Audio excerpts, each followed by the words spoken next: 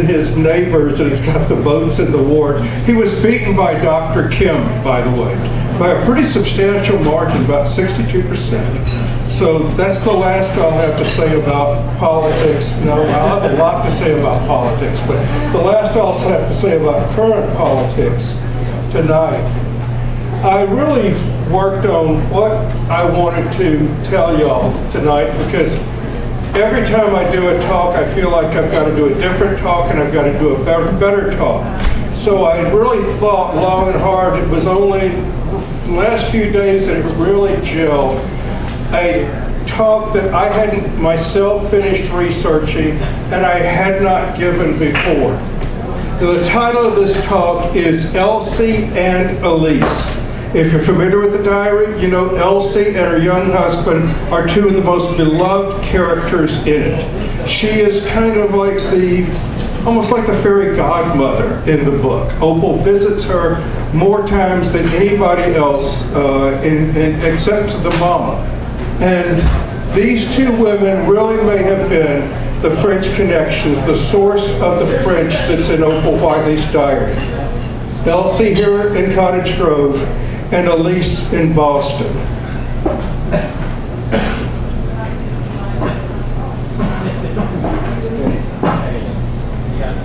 First, you've already seen. I'll flip forward. That was me. I do want to show that. That's me when I worked railroad construction and first moved to Cottage Grove. And I just like to say, Cottage Grove has been a wonderful place for me. I just so much appreciate the friends and everybody I've gotten to know, and my family from Cottage Grove. And there is my dear wife when she worked at KNND Radio. She's sitting over there. And that was back around the time we got married, around 1982. And also my oldest friend, Fred Ure, there. Without him making these beautiful sculptures, there would never have been an Opal Park. The original Opal Park and Opal Whiteley Memorial came out of a $500 Lane County Tourism Rural Arts grant that Fred found, and he said, let's write this up. I said, okay, let's wrap Opal Whiteley around it. Did that, and the Eugene Weekly picked up on it, and we got so many people. And that's him and his two sons in 1994 and 98. And there the boys are on the cover of Life magazine. They were two of the 5 Boy Scouts who stopped Kip Kinkle in the shooting at Thurston High School back in 1998. Yeah, the father of heroes right over there.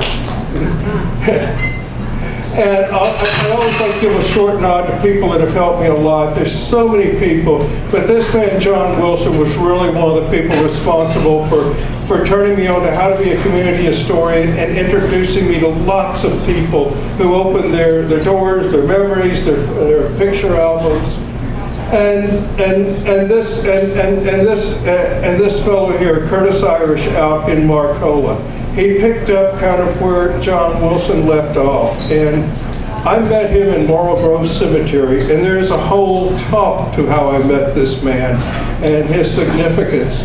But I went out to Marcola because Opal Whiteley lived there as a small child, but only for about 9 months. Thought there might be something, but there wasn't anything of really much of Opal. However, there were a lot of stories of Asian immigrants, believe it or not. The Mohawk Valley and full of Japanese, Sikhs from India, Chinese early on, and for the last almost 20 years, I have, in Eugene, I'm actually better known for my work with the Asian Celebration. I've been the chair of the Asian Celebration Heritage Committee for almost 20 years, which you never guessed that of me. I didn't know anything about Asia before turning up these stories that I thought were unique and important. And so that's why it's one of a real big side ventures. I have a webpage, asianoregon.org, where it's all those stories from out there. But the research, a lot of the research I'm going to show you tonight was gathered when I was part of the University of Oregon Center for Advanced Technology in Education. That's two The Asian Celebration and the Center for Advanced Technology and Education are two organizations that nobody who knew in Lickskillet, Louisiana when I was growing up would have ever guessed that I would have been part of. But there I am back there. Whoops.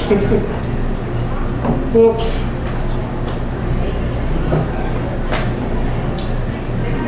Wow, I wonder how it advanced so quickly. Okay. There I am back there on the far right. What we did and what Dr. Lynn Anderson hired me to do was, she had a grant, she put these books online, and one of the books she wanted to put online was Opal Whiteley's diary. And we filled it up with, she wanted to have the pictures of the real people and the real places that Opal was writing about. Who was Sadie McKibben? Find a picture. Who was Elsie? Really? Try to find a picture. Find a picture of the Singing Creek, the covered bridge, where the road goes three ways. And it's organized both in the chapter format that it's presented as a book, but we also made it we found the diary organization where you can read it through by days, and you can also do lots of searches. And one of the things I did that I really enjoyed doing was I made a picture book, like there's Opal's school, the Walden School that she attended, and I have these links here where you can click on and you can go and you can read her stories when she's in school. Same thing down here about her pets. Here's a logging horse, an old gray logging horse that looks like William Shakespeare would have looked like. And you click on that link and you can go read the stories about the logging horse, William Shakespeare, or the pet pig, Peter Paul Rubens, and all of them. I really enjoyed working on that. Now, a lot of this, for those of you, which is most of the audience, who are real familiar with Opal, is kind of like but for people who aren't that familiar, I just want to recap. This is the 100th anniversary of the diary, you know. And by the way, City Councilor Kenneth Roberts put together a proclamation that's going to be introduced to the City Council next Monday, not this Monday, but Monday, March 9th's meeting. It will proclaim March Opal Whiteley Month, which, I mean, think about that, folks. Opal Whiteley Month for the young woman who was, you know, pretty much mutually forgotten and outcast, mutually, both. But why still read about her? You know, after 100 years, her diary is still controversial. There are like so many mysteries that have not been solved that I know that I won't ever solve. Tonight I'll throw out some ideas about a couple of mysteries that really intrigue me the most. And it's been translated now. Look at this: German, French, Italian, Russian, Chinese, and I know I'm missing somebody up there. And you know, kids like her story. They love the stories about her getting spanked by the mama. Kids love those stories. But adults enjoy totally different things. And I think it really does. It shows the importance of faith and believing in yourself, because Opal was from like that first generation where they were encouraging young women to believe in themselves and do things. But also she believed in it to such an extent, perhaps by autism, but also it was this, there's a dark side to positive thinking where, like, you know, I'm not really giving a talk in a tavern. I'm at the Metropolitan Opera on stage. If I just imagine it vividly enough, it will be true, right? You know? And you can go crazy trying to do that. And I think that's one of the things that went down with her. Now, I'm not going to go through all of these mysteries, but there are, actually over 15 mysteries in her story. The big ones, like when her diary was written, was it in childhood? Did she write it in Los Angeles, or did she edit it in Boston? I'll show tonight. I tend to think most of it was written in childhood, but it was also edited in Boston, not in Los Angeles. She didn't prepare it for publication before she went to Boston. Where did the French and English as a second language come? I'll touch briefly on that. Is she related to French aristocracy? I will prove yes, she is. And where did she learn the Catholic and Latin hymns? proving that she's related to French aristocracy wasn't part of the original plan, but I think I can do it as a side thing. Okay, and when was it written? I'm going to flip through a bunch of, I'm sorry I put too much information on slides here, but these are my reasons for why there isn't a good explanation until maybe tonight for how Opal Whiteley's diary might have been faked, if it was faked in Boston or any place. I go through certainly why it could not have happened in Los Angeles, and all of the info in the diary, like people, places, birth dates, death dates, who lives next to him. All this is correct. Even down, I'm going to show you a picture of Sadie McKibben. She's got her hair in a bun. It's July 1904 in that picture. It's a family reunion. And in Opal's diary in July, she writes about helping Sadie McKibben put her hair in a bun. Now the French. The French is what I'm really going to concentrate. The French in the diary is what I'm really going to concentrate on tonight and try to explain where I think that came from. But just briefly, this is kind of important to the story too, because it's commonly thought Opal had schizophrenia and was institutionalized for schizophrenia. But I don't really think she did. I think she had autism, Asperger's really. And I've worked with, dozens and dozens of people with both schizophrenia and autism, because I worked for like 25 years in the mental health field, and I just know the difference. And Opal Whiteley fits just about every definition for Asperger's autism that you can possibly have up there. And that photographic memory, I believe, really plays in very big to how she thought herself and what she remembered from a very small child. Now here's a picture of her in the Walden School. This is about a year and a half after she starts, after she's writing her diary, the diary that we're familiar with. But the classroom's very much the same. That's a different teacher. That teacher's name right there is Nellie Williamson. I don't know if she's any relation, but I do know that there were Williamsons out in Oregon who were relations of mine. But there's Opal right there. Other people, Mike Mosby right there. This is the character Big Judd. I can't remember his real name. And right there, that is Lola, who I've got her real name now, but it just went out. But she's Lola that dies. Now here are some fragments of Opal's original diary. They were found in England. They're just a small handful of fragments of her original diary. I actually found one of them out at the 100th birthday party for the Dorena Post Office. A woman brought it in an old book, and and I verified it was Opal's. It was all torn up. It was 1/4 of a page. But this is from her childhood diary. These were found in England. And what happened to her diary, I figured out, because it's been a big mystery. Opal did wind up with possession of all of her diary and her diary fragments.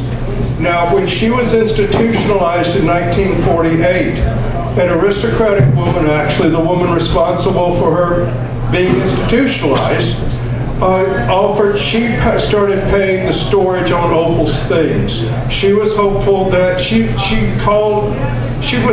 was hopeful that Opal would be helped by the modern science of psychiatry. She was a big believer. And actually, that made her kind of sign on to the lobotomy that Opal may have had. And she expected Opal to get out of the institution, but of course Opal never did.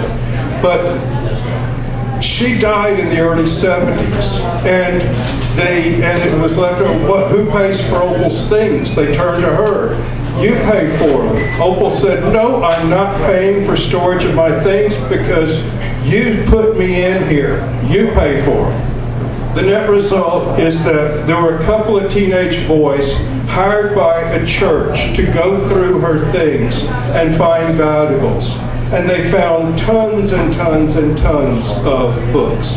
Now the reason why they remembered it was because it was down in, her things were not under Opal Whiteley, but were under the name of Princess Francoise de Bourbon-Orleans. But these boys, some of the pages and a couple of the books looked interesting, so they grabbed a handful of these torn up pages and a couple of her original books and just kept those, just like boys do that were curious. And decades later, you know, they run into an Opal Whiteley fan who tells them what they got. And, you know, it's one of like only about 3 of maybe not more than a dozen, I don't think, pieces of Opal Whiteley's original diary still in existence.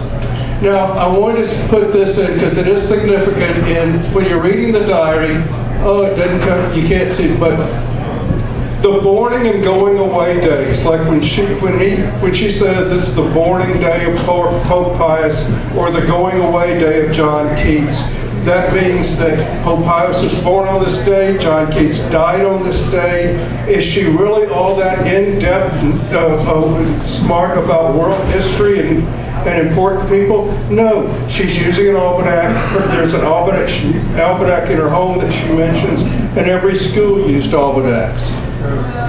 I'm just going to flip real quick. This is a picture of pictures through her life. That's a picture of the grandparents' house on Mosby Creek. The house is still there, but it looks somewhat different. It's at the intersection of Mosby Creek and Lang Road. That's where the road goes 3 ways. This is a shanty, not the one that she lived in, but it's on the same property and very much like the one they lived in. And this is the lane that's still there. And yeah, you can still see the lane today. This is a cool picture John Wilson gave me. A McKibben and Patton family reunion in July 1904 on Mosby Creek. And right here is Sadie McKibben. And this man right back there is the man who wears gray neckties and is kind to mice. Now, this is interesting. Like, Opal's diary in July 1904 describes her helping Sadie McKibben put her hair into a bun. And here's the picture, July 1904, with her hair in a bun.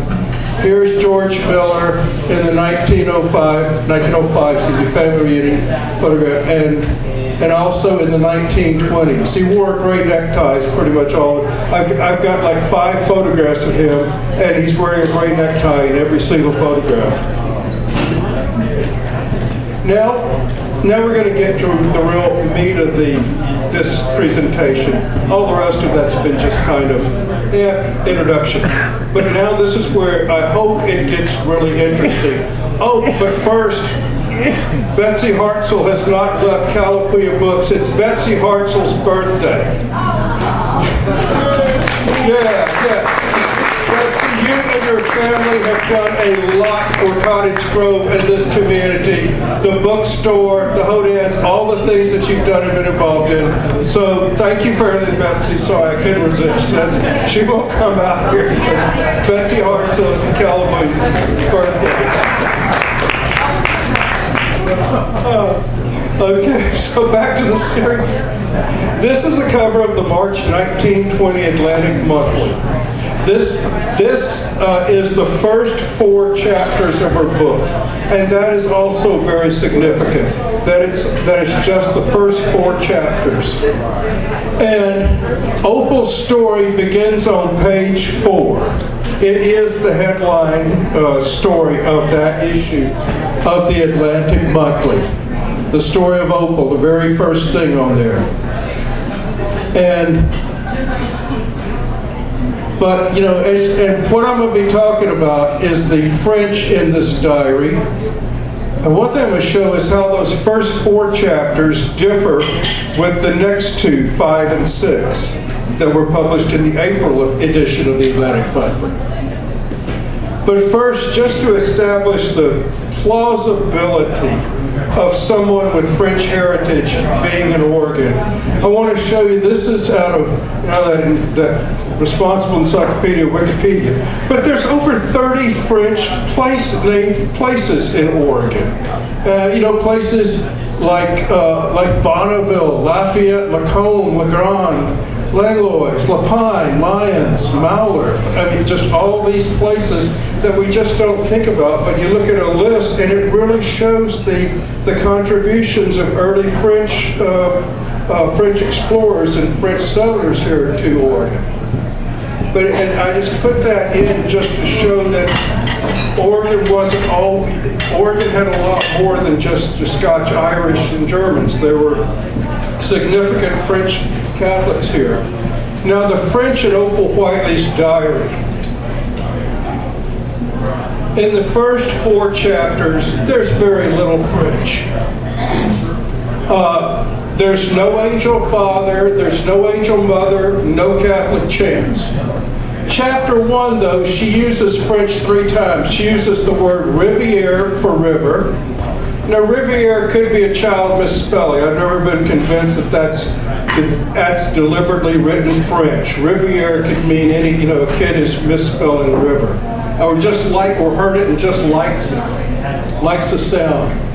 But I'm calling this an example of what called farm French. Actually, Benjamin Hoff came up with that phrase. And she also talks about the garland, another simple French word that a girl, even of 6 or 7, might know, the French word for garland.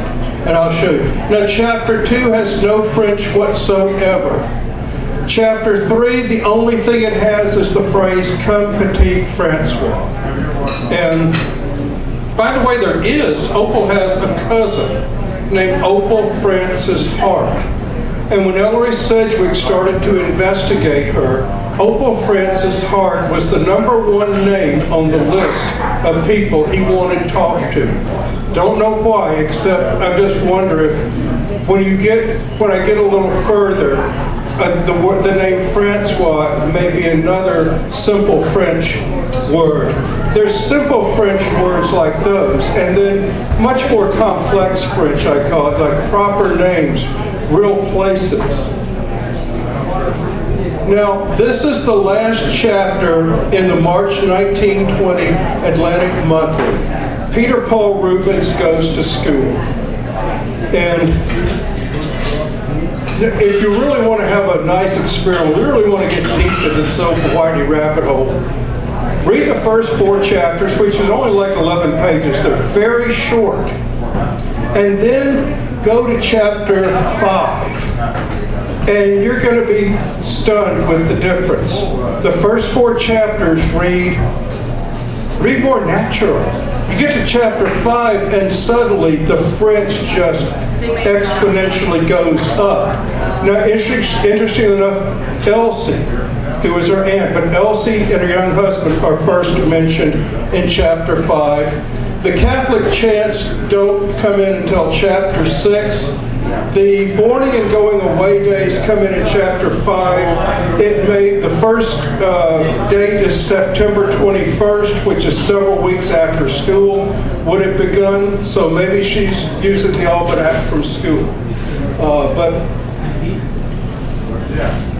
I think if you read chapters like 3 and 4 and compare it to chapters 5 or 6, you see the language is slightly more adult too. I mean, the stuff in the first chapters are undoubtedly girls, a young child.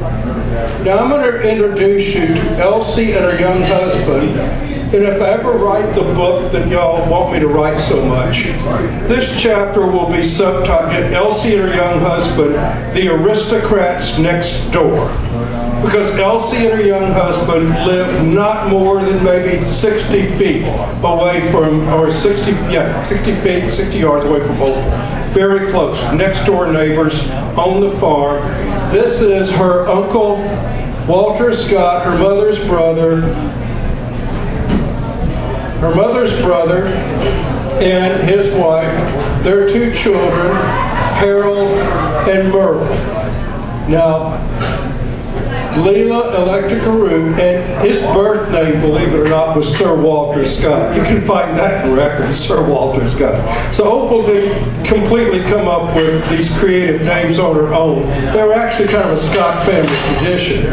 And you know, in the diary she talks about him putting grease on his pompadour. Here's a picture of him with his pompadour. But she is, I believe, the source of what's called farm French. Because, well, first, Elsie there, she's mentioned 46 times in the diary. These, in what we did with the U of O, you can make a search for any word in the diary and find out how often it occurs. How many times does she go to the Singing Creek? How many times does she visit Elsie? How many times does she see Sadie McKibben? It's really an interesting, great research tool. But 46 times in the diary, more than anyone else except the mama. So Elsie is really important. But she doesn't come in until chapter 5. But she's definitely, now look at who Elsie's great-grandfather is. He's cousin to the King of France. He is childhood friends with General Lafayette, and they both fought in our Revolutionary War. I mean, this is a man in France. He had significant holdings. He was an aristocrat, but he was an early supporter of the French Revolution. That's why they didn't chop his head off, so I've heard. And he was served on the tribunal that investigated the king, and Wikipedia's got a page. And our Garouttes here are directly descended from one of his 7 children. Now, this is the Garoutte family coat of arms there that they had in France. Now, interestingly enough, Michael Garoutte was a privateer. Does anyone know what a privateer was? Okay, right, a pirate, but a pirate that worked for you. The other side's guys, those guys in the other ship were pirates. This is you had a private ship, but you were especially allowed to carry full arms of any other military ship, and you could use those arms anywhere. So if you were one of the bad guys, you were a pirate, but if you were on our side, you were a privateer. And Michael Garoutte was a privateer. Now, this is really fascinating. This is a picture of Merle Scott. She is the little baby that's born on a cold winter night in February 1905. And Opal says she gets her name out of a book that Angel Father left her. Well, her name is Merle, which is French for blackbird, Merle. Now, I have recently been in contact with this woman's son. He's 85 years old now. And he told me that Opal really did name his mother.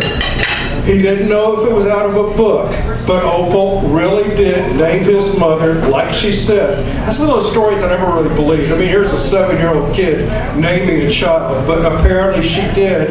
And the family, the Garoutte family, I'm not saying they spoke French, but at one time they did, and they lived on farms, and I am betting the last French they knew would have been simple, what Benjamin Hoff called farm French. The words for like duck, pig, cow, horse, and blackbird. So, and here we come to Lela Garoutte, chapter 5, Benjamin Hoff. Now here's that wonderful part in chapter 5 where the teacher calls Opal to spell these words, and she rattles off the words in French, and the teacher says, no, you're wrong, it's not. And Opal contradicts her, no, I'm right. And she gets punished. She can't go out at recess. Now, these are, I think, 8 French words right in a row, most of which I can't pronounce. Canard, Dane. You know, even though I grew up in North Louisiana, the French were in South Louisiana. So, but now the other interesting thing, the other interesting thing about this right here is, she says, and I hope I left the slide in there, Nope, hold it. Let me go back to this because it is kind of interesting. If you read in the original diary, Opal is kept in at recess. She writes about the other children at recess. They're playing the game of Black Man. Does anybody know what the game of Black Man was? Well, it was like tag for mean kids. And you chased a kid who was designated as a black man for the purpose of chasing a black guy. It was a racial game, a variation of tag, but always involving chasing a black man and doing something with it. And she doesn't want to do that. She wants to go down to the Riviera and talk to the trees. And I just find that a real interesting part of her book. Because for years, I didn't know exactly what the game of Black Man was. And then somebody wrote a letter to the editor, not referencing Opal Whiteley at all, but about the game. And it made perfect sense. Now, this is Katherine Beck's 2005 book, and Katherine Beck had written like 24 potboiler crime fiction books. And Opal was her first, and I think still her only nonfiction book. Here she wanted to get to play prosecuting attorney. So Opal is, at the beginning of the book, as a small child, she's a little liar who's crazy and manipulative. As an old woman in the institution, she's a liar who's crazy and manipulative. Opal never changes. She has tons of facts in her book, but often doesn't say where she gets them, and a lot of the curves she's got are incorrect, or she misses really important things. But she starts talking about the woman that I'm going to get deeper into.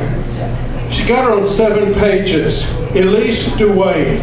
She calls her a shadowy figure and a dramatic woman who loved intrigue. If there is a villain in the Opal Whiteley story, she's in Boston, and I think it's this woman. If there is someone who is deliberately manipulating Opal, and her family thought so, and deliberately manipulating the Atlantic Monthly, yes, it's her. This shadowy figure who loved intrigue. So here's what happens. The Atlantic Monthly publishes the March edition of the diary, which has a few French words. Mrs. Duane reads that, becomes enthralled with it, and then goes to Ellery Sedgwick, or maybe, it's unclear, maybe she actually is able to meet Opal first, because this is a very powerful woman, very big woman. And she spots this French, and she tells Ellery Sedgwick, I know where these places are. I've lived in France. I know what this is. And he immediately engages her to work with Opal to analyze the French, and then she's the only one working with Opal. And he's very happy with the research. Ellery Sedgwick goes to his grave believing that everything that she was his real confidant. Picture of Prince Henri d'Orleans. Now, Mrs. Duane convinces Opal in the Atlantic Monthly. This is Katherine Beck writing about it on pages 127, 128. If you have her book, tells Opal that Sedgwick's going to be out of the office on this weekend, and that Opal ought to go down to his office and get a copy of her contract. I mean, imagine that. Ellery Sedgwick has sent this woman to Opal to watch her and follow the French. She winds up telling Opal that he is not paying you all the money he's making. He's making a lot more money off your book than you know. And he's already sold the movie rights to your book, and he hadn't told you. And at least some of those things were true, because she signed a contract that she didn't really read or understand. I mean, she's like 21 years old. It's like, but Mrs. Duane convinces her that she needs to, in effect, break into Ellery Sedgwick's office. Now, I don't know if Opal looked, but she told Opal that there were checks in this particular drawer in Ellery Sedgwick's desk that were for her, and receipts and canceled checks. She made Opal feel like she was getting really ripped off by Ellery Sedgwick, driving a wedge between the two of them. For what motive? That gets interesting. Now this is what Katherine Beck says. What reason could she have had? And Katherine Beck and I don't agree on a lot of things, but this is one of the things I've seen the research that she's seen, and I think that this woman is backstabbing both of them for whatever reason. Maybe it's as simple as that her husband was a really important man. Now, this is a painting of that shadowy, dramatic woman who loves intrigue, as Katherine Beck describes her. This is Caroline Eilse Ravenel Duane. You could hardly find a more blue-blooded aristocrat. The Ravenels go back to the 1600s in the Carolinas and in there's a state up in the original colonies. The Duane family, direct descendants of Benjamin Franklin. So she is a really important person, and I want to look more close at her. This is, and I'm really indebted to Debbie Monsif over here, who helped me.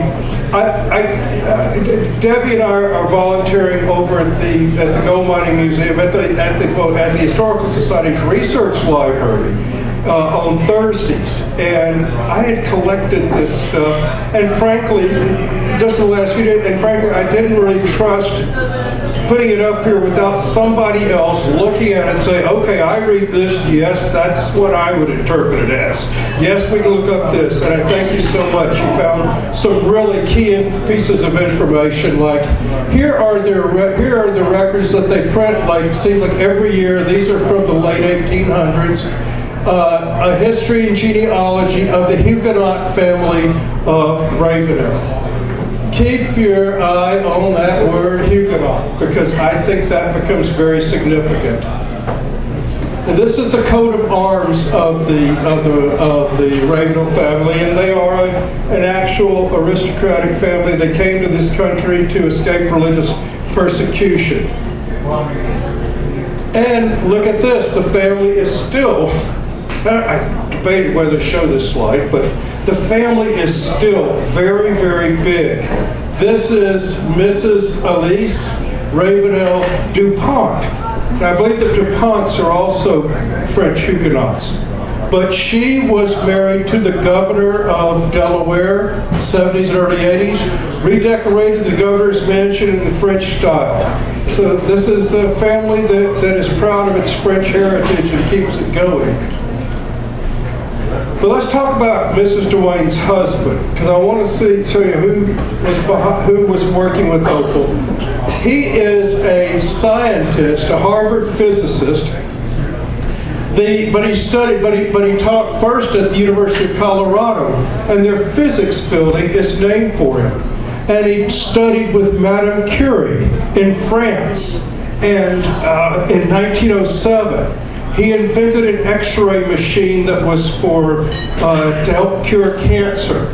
He's a brilliant scientist, very high thought of. But and in those days, scientists, university professors didn't make that much money at all. Mrs. Duane, there's evidence Mrs. Duane was really unhappy. Katherine Beck says that materially her status had dropped down in the world. So maybe that has something, but this man is as blue-blooded and as Harvard and as top of the food chain as you can get.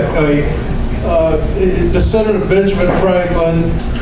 Oh, now I'm going to show you what both Opal Whiteley and Ellery Sedgwick write about Mrs. Duane. These are what I call the Francois papers. They're written in late 1920, when everything is really imploded and crumbled for Opal in Boston.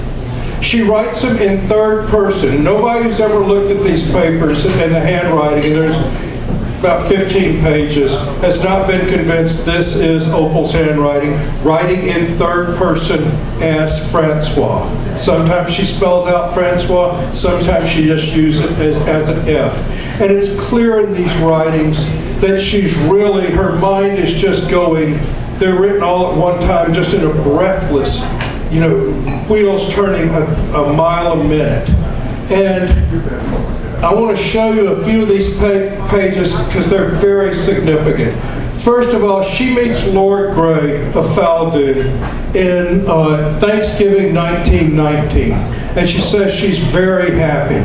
These two hit it off immediately, and Lord Grey becomes a supporter and stands up with her belief that yes, she is related to Prince Henri d'Orleans. In England, that helps her a lot to have the endorsement. Now, who was Lord Grey? He was the head of the League of Nations when Opal met him.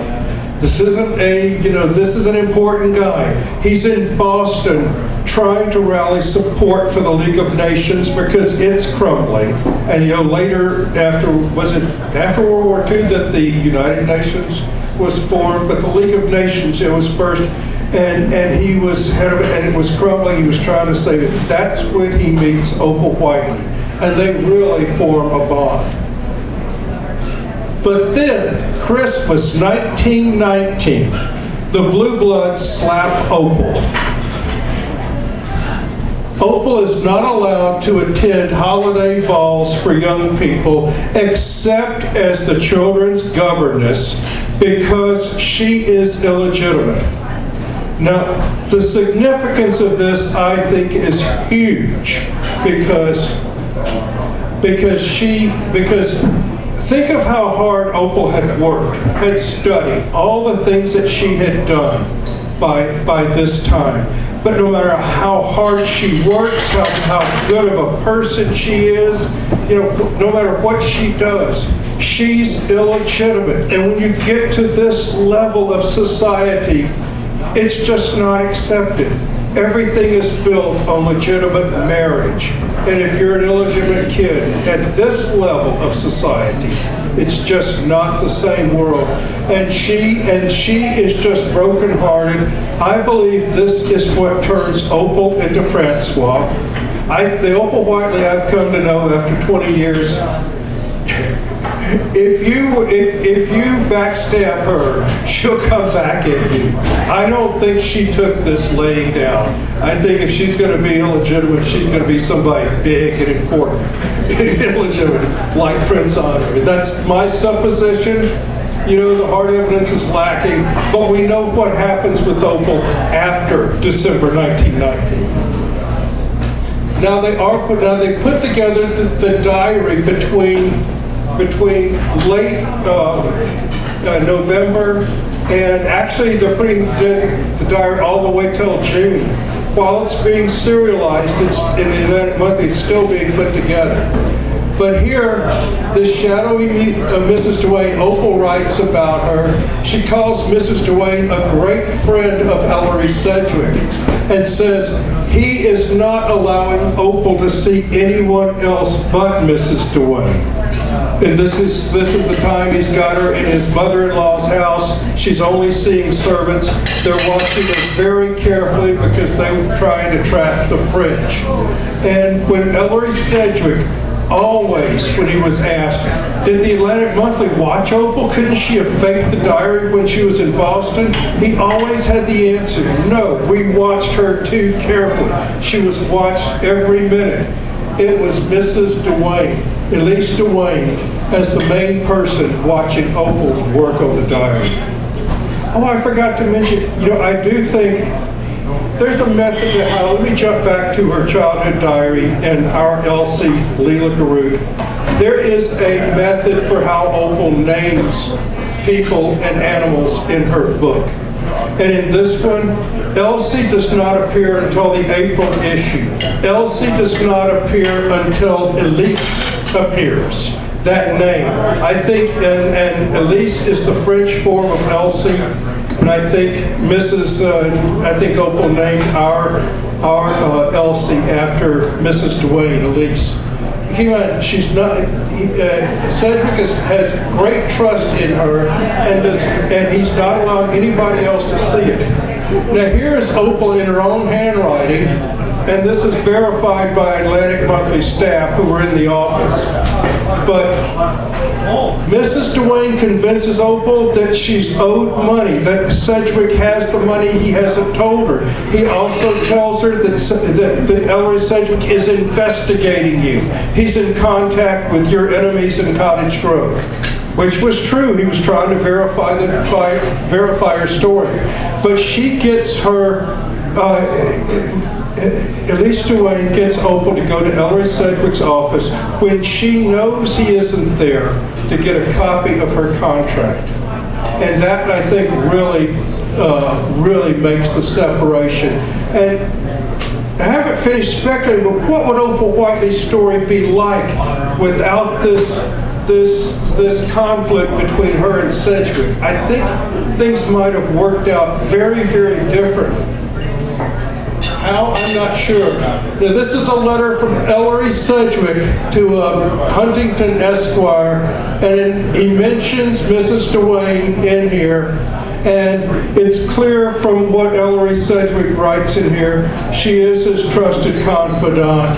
He did trust her to watch the diary. And guess what? Mrs. Duane is the one who finds those pesky acrostics where Opal takes all the names of flowers and pull the first letter of each flower and it makes a name, or the first letter of each bird, and it makes a proper name. And he says that she called him on the telephone saying that she had found this, and it pointed to, now she was certain, it pointed to the D'Orleans family. It was Elise Duane who not only finds the acrostics, but according to Ellery Sedgwick, is the first person to say, this is from the French D'Orleans family. That is significant. And then he pins all of his hopes on that Mrs. Duane is right. And he has every reason to be right, to think so, because she's a respectable wife of a Harvard professor. She's lived in France. She knows all these places. She knows all about the royal family. She knows all these buildings. Oh, and yeah, Opal believes that Sedgwick knows her real identity and is keeping that information from her. How would she react to that? How would any of us react? Now, what were Elise Duane's Ravenel? What were her motives? Because, was it to get money in some way? Was it, revenge on some? Was it to be as big or important as her husband? Was it just cheap thrills like Katherine Beck seems to think? She just loved intrigue. That's all. She just loved intrigue. So she got herself in a position where she could betray two people, destroying this diary and embarrassing, I think she hoped, the French royal family. But we found out that Elise is a Huguenot. And when you look into the history of the Huguenots and the Catholics in France, you find an extremely bloody history, all going back right to the Bourbon Orleans families, the kings who wrote the edicts to have the Huguenots suppressed and persecuted. So, did this enter into it or not? I don't know, except it's hard to find motives, and this is a really curious one, because if you were a proud descendant of Huguenots, maybe you would really like a chance to embarrass the royal family or embarrass someone in France. I don't know, but there's very few motives for other than cheap thrills for what Mrs. Duane apparently did to both Sedgwick and Opal, driving that wedge between them. Why? Oh, and one other thing it wasn't until 1985 that France apologized for the persecution of the Huguenots. 1985. That doesn't seem that long ago at all. I just show you these Bourbon Orleans web pages. Can't find them now, but at one time they were up, and it was an official branch of the family. And there she is on their webpage. She's listed in all the genealogies as an alleged daughter of Prince Henri d'Orleans. buried under both names in the aristocratic Highgate Cemetery. You cannot get into Highgate Cemetery unless you're an aristocrat or somebody really important. Karl Marx is in there, for example. I don't think he was an aristocrat, but Karl Marx is actually buried real close to Opal, as well as Tennyson, the writer Tennyson. And that we've got a rubbing of her grave down at the library by the statue. And I just want to finish with, she's got to be some sort of princess. As far as I know, Opal Whiteley is the only person who dropped out of college and has her statue at the entrance of 2 libraries. I mean, it makes her some kind of princess, right? How do you do that? There she is, just put outside a few months ago, the Knight Library at the University of Oregon. If you go right in front of the Knight Library, just to the left of it, there's a little enclave, a little nature enclave, and they've got her statue. It is a copy of the one in the library. Actually, the one in the library, the artist felt at the time that it was slightly better. That's why we got it at the library. This was at her dad's house for many, many years, and then when she passed away, she donated it to the University of Oregon. But Ellen Tykeson is the artist, and just so indebted forever for her doing that wonderful sculpture. And indebted to all the good people who worked on Opal Whiteley Park down here. You see, this is what it originally looked like. The mural painted up, and all this is grass. There's a little statue of an angel, and people just brought rocks and plants and things, and it was really beautiful, really wonderful, but it did take a lot of maintenance, and so, and the neat thing is the mural, we have the mural now. I'll conclude this with just a little thing I'd like to say. How do I know Opal Whiteley wrote her diary as a child? Because the fairies tell me so. Okay, if you count the number of fairies in the diary, there are only 29 times in 75,000 words. 29 times. Now then you go to the fairyland around us that she wrote, about 12 years later, and fairies are in there 411 times in fewer words, 60,000 words. What accounts for the huge difference? Peter Pan, probably. It was a hit play in 1904, popular novel in 1911. After that, Peter Pan becomes one of the first big fads among children, and everybody goes very crazy. But I think that indicates the presence of so few in the childhood diary versus so many later on. I think that indicates that she wasn't nearly as obsessed with the fairies early. And keep in mind, all of her fairies are either animals or insects or birds or people. Fairy to her is another word for soul. It's almost a Celtic, Native American oversoul. Everybody here has a fairy spirit. That's your soul. But the tree outside also has a fairy spirit. So does the dog down the street. And I just want to thank you all very much for putting up with me one more time and listening to another Opal talk. I really enjoy giving you these talks, and I hope you enjoy them too. And thank you so much for coming out tonight. There's so many people on here, and if you don't see your name up there, sorry, I need to update it probably. But yeah, thank you all so very, very much.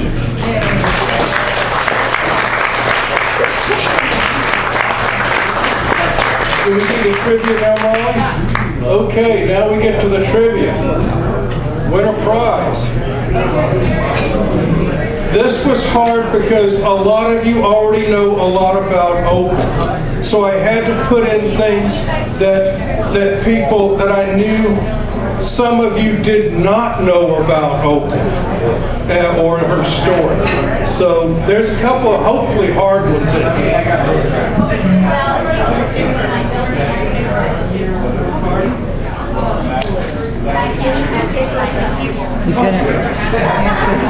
There's Molly says there's paper on the tables and pens too.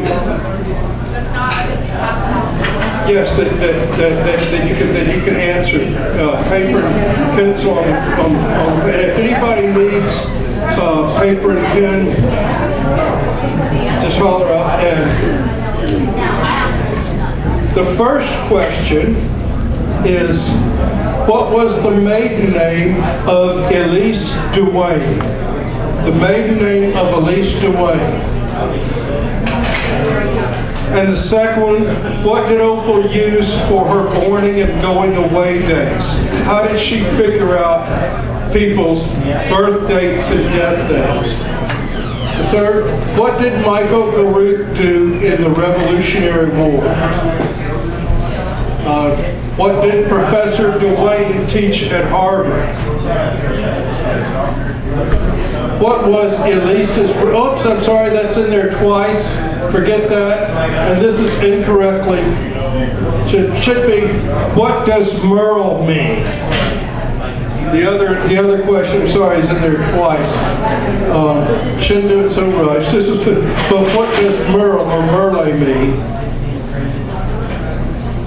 What was Eilse Duane's religion of birth? Because we found that registry, or I should say that Debbie Monson found that registry. And who was, an easy one, who was the publisher of the Atlantic Monthly? Should be easy. And finally, why couldn't Opal go to holiday parties for young people? I think they just told me to make 5 of them. So I came up with, 1, 2, 3, 4, 5, 6, 7. Came up with 8. We have bonus questions.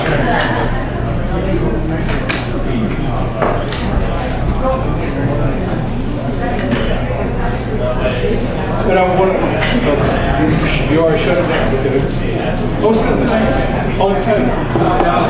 And folks, this is Lloyd Williams here, a past president of the Historical Society, been involved with so many things over the years, videotaped so many history programs, and he just videotaped.